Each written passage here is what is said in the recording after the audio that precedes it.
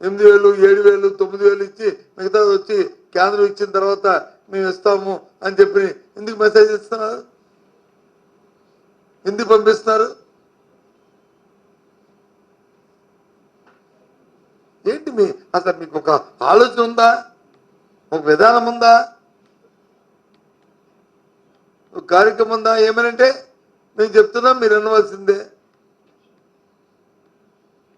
వినకపోతే మీ నాలుగు మందాలు,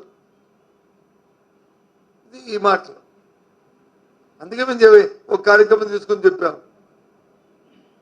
ఎవరు నాలుగు మందమో ఎవరి మేడలో వచ్చో చేయిస్తాం కాదు, అది చేపట్టే ఇవాళ ఈ కార్యక్రమం వస్తాయి.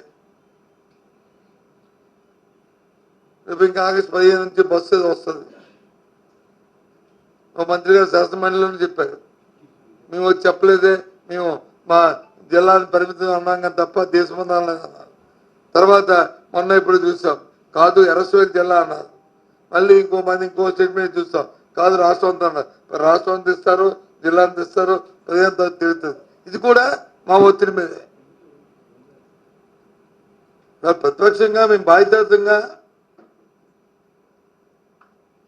ప్రజల గొంతుకే మేము మాట్లాడబట్టే ఈ మాత్రమే. లేకపోతే మీ ఆలోచన ఏంటో.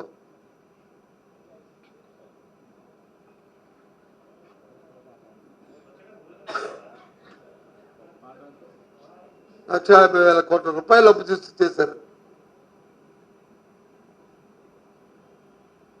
1,50,000 కోట్లు అంటే మాటలా ఒక సంవత్సర కాలంలో?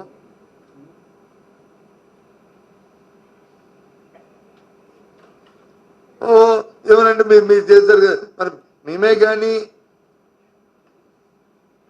ఆ రోజు కానీ ఫైనాన్షియల్ డిసిప్లిన్ కానీ చేయకపోతే, ఎఫ్ఆర్బి కాస్ట్ చేయకుండా మేము వచ్చి పరిపాలన చేయకపోతే మీకు ఈ లోన్లు ఎలాగ వస్తే మీ మొక్కలు చూసిస్తుందా? మనిషి వచ్చి పౌడర్ రాసి స్నో రాసి పౌడర్ రాసి అందంగా ఉన్నాడంటే బ్యాంకులో వచ్చి ₹1,00,000 అప్పు ఇస్తుందా? చెప్పండి, ఎప్పుడు ఇస్తుంది? ఆర్థిక స్తోమతని వాళ్ళకి కావాల్సిన డిఫెక్ట్ చూసి ఇస్తుంది. చేయబట్టి ఇవాళ నీకు ఆ ₹1,50,000 కోట్ల అప్పు దొరికింది. ఈ రాబోయే కాలంలో ఏమవుతుందో తెలియదు.